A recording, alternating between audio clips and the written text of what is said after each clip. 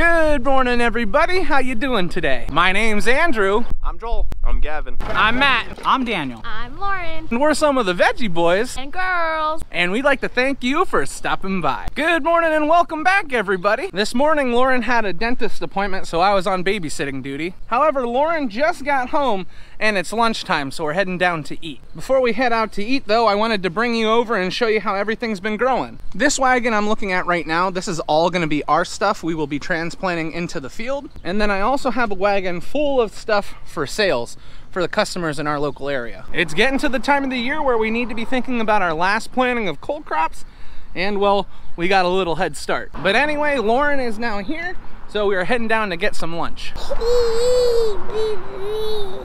Really? I did mention I was getting down here just in time for lunch, and we are having taco salads. We just got done with lunch here on the farm, and in the meantime, we've been getting the pump hooked up to our four-wheeler. Now, all morning, the boys have been working on setting up irrigation. It's gonna be very hot in the upcoming week. We wanna make sure our vegetables are gonna be okay. This pump right here is one that we hook up to our drip irrigation. You want a powerful pump that can take the water up over hills and wherever you need it to go, but you don't want too powerful of a pump because you don't wanna blow out your hoses. We've used this pump for quite some years, and it works really well for us. The pump is now running really well, so Joel is taking the pump back to put it in place. We have a few good water supplies that we can irrigate out of, which we are very thankful and fortunate to have. So Joel's gonna get that in place. We have to pick up a hose. I've got some watering to do, and then we'll be on our way too.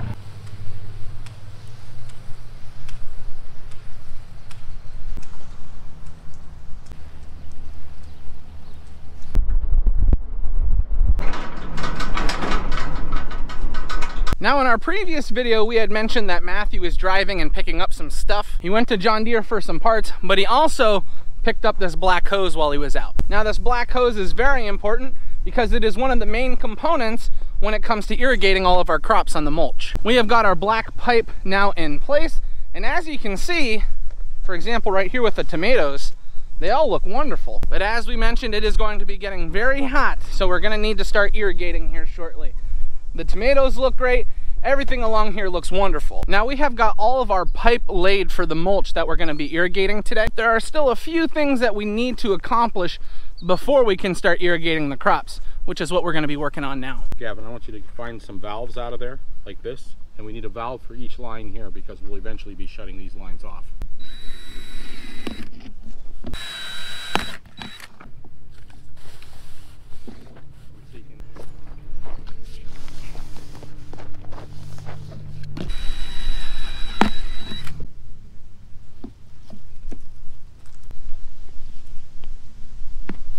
So as the footage plays in the background, I'm going to explain what's going on here. Right now, we're hooking the tomatoes into the main line. So we have the drip line that's getting hooked into the main line. Now, when it comes to different types of vegetables, we use different types of connectors. Now, for our tomatoes, we like to use a connector with a valve. You'll see it on top. Now, there's a very good reason for that. All the tomato varieties we raise are determinate tomatoes. And that basically means that all of their fruit gets ripe around the same time.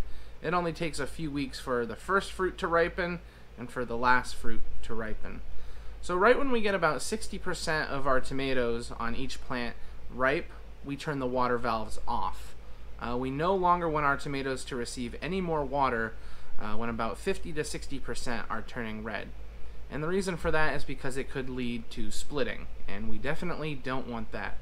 But that's the reason why you'll see some of these connectors have valves and some of the connectors do not have valves.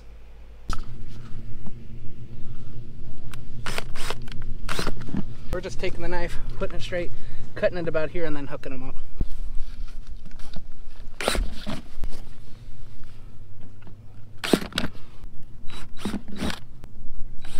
I got holes put in that whole little section over here. Now, we don't do drip lines for the cole crops. We actually come out here and lay metal pipe down for the cole crops, which we'll probably be doing later on. The next section we're moving on to would be where we planted our pumpkins, gourds, and squash in this section. Basically, the same rules still apply. I'm gonna go through and put holes into this black pipe, and then the boys are gonna hook up the irrigation lines.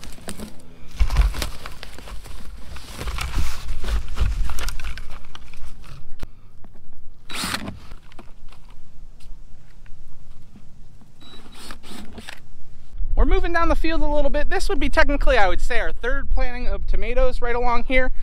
As you can see, they all are standing up and looking nice, but they do need some water. Because these plants get put in the soil much later on, they lose out on a lot of the moisture that the earlier plants get. So these rows of tomatoes and peppers really need this late irrigation to help push them along in their development. Now where we live, there are a lot of vegetable farmers, vegetable and fruit farmers. So this is a very popular method at watering plants. If you don't have a lot of people in your area doing this, it can be kind of difficult to find the materials, but if you do a quick search online, you can usually find them.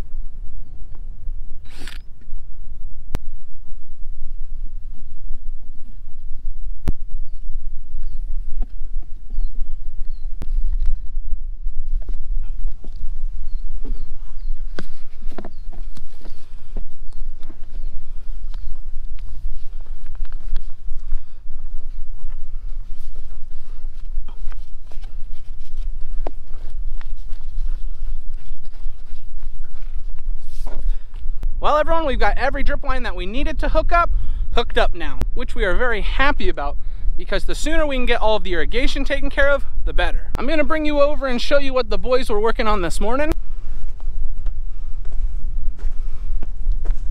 This particular area on the farm has a lot of rocks, so we were concerned with how the peppers would do. But from what I can see, they're looking pretty good. So that side of the road was all sweet peppers. This side is all hot peppers. And the hot peppers look great too.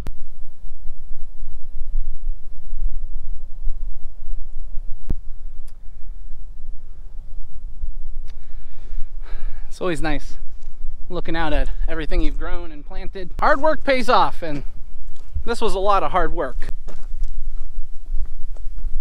Now that all our drip lines are hooked into the large main line, that's one big job that needed to be accomplished. Now we were having a little trouble with the pump.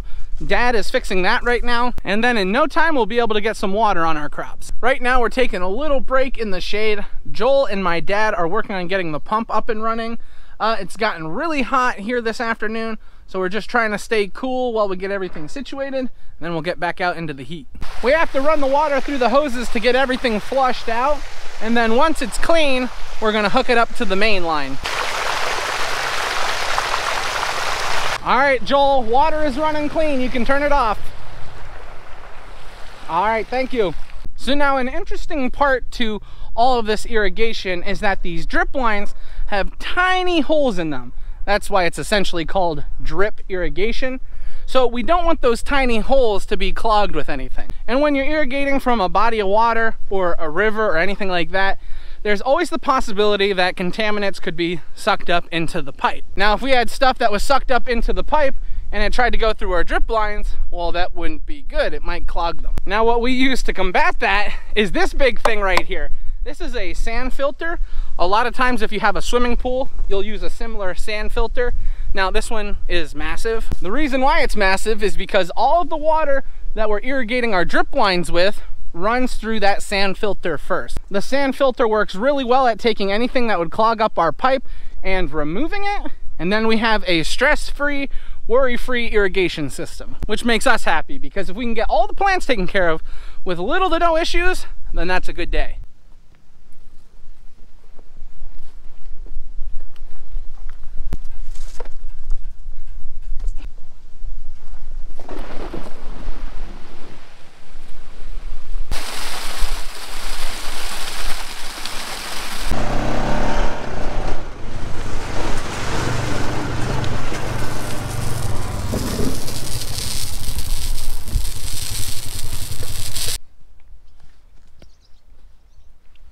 Man, if I didn't know you, I'd think you knew what you were doing. I wish I knew what I was doing.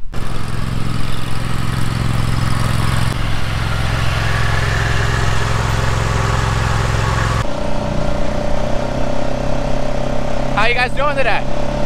Nice day for a lovely ride through the horse pasture. And up here, when we make a left-hand turn, you're gonna see some beautiful wheat.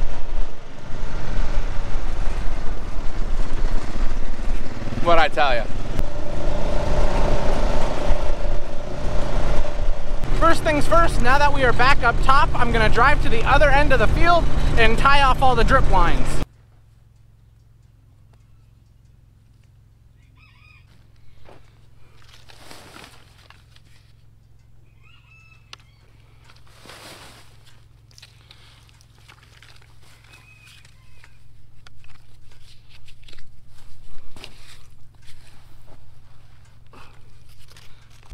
we are going to be going from row to row, tying off the ends. As you can see, we've got water coming out of that row, out of this row, and as we go out through the field, every drip line should have water coming out the end. If for some reason a row does not have water coming out the end, that's usually because there's a hole in it somewhere, or it's pinched, and we'll have to find that area.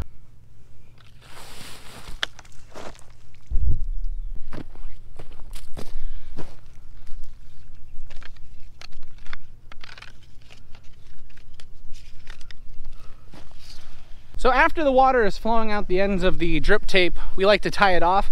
That way it builds up pressure, and by maintaining good pressure in each drip line, it makes sure that everything is watered evenly, and it makes sure that the rows further down have enough water pressure. These tomatoes are gonna grow so fast now that they have this extra water. These are gonna be so nice.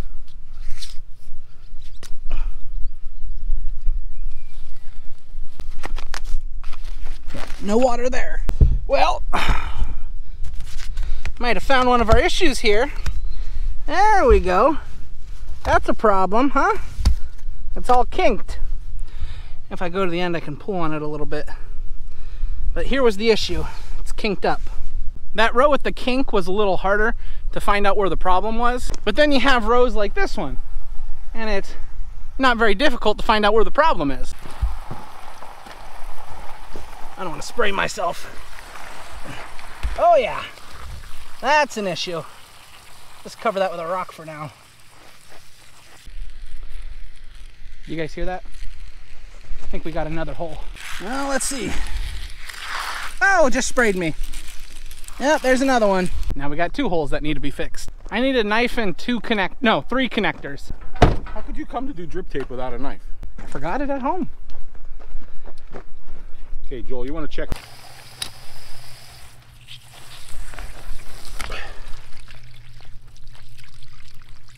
Yep, there's our problem.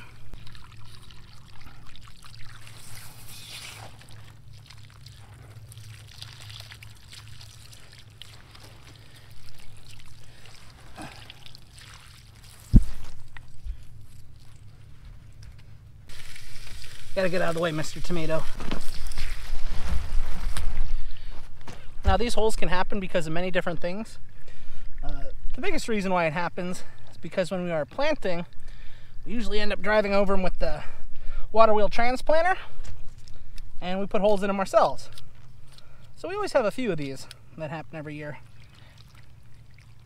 Now at this moment, believe it or not, but we are watering over 250,000 vegetable plants at the same time. When it comes to all the planting we do, it just blows my mind how much we plant. But then it gets to the point of the year where we start to harvest this stuff, and that blows my mind even more. I just think that's cool. Over 250,000 plants being watered at the same time. Cucumbers, pickling cucumbers, tomatoes. We have a bunch of herbs being watered, peppers. It's cool. Okay. Score. I just found some wild black raspberries. What a deal. We are back home and we are all done with working on irrigation today. There is one more big job we need to be working on today, and that's getting our round bales wrapped. I think he has over 25 bales for the horses. We also have some alfalfa that we're baling for the cattle. So now everybody is gonna work on getting that wrapped together.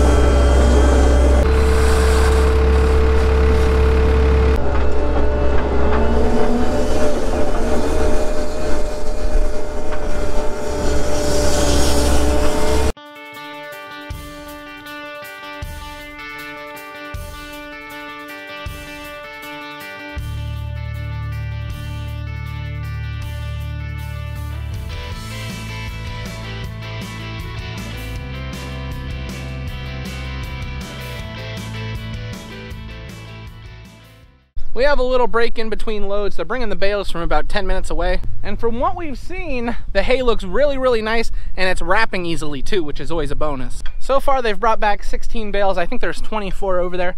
So a few more loads till we're done with that section of fields. I'm not sure, but I might have to go for a swim tonight. Not sure yet.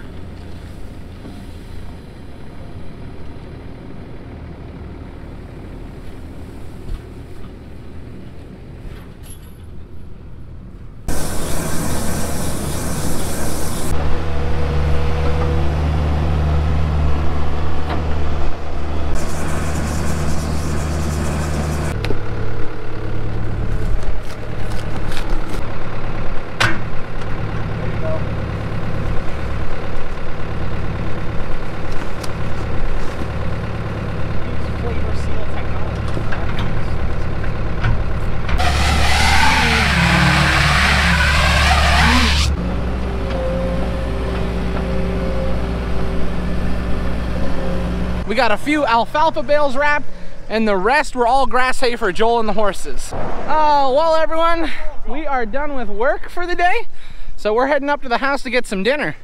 Is that my little sunflower? You look so cute. Grandma.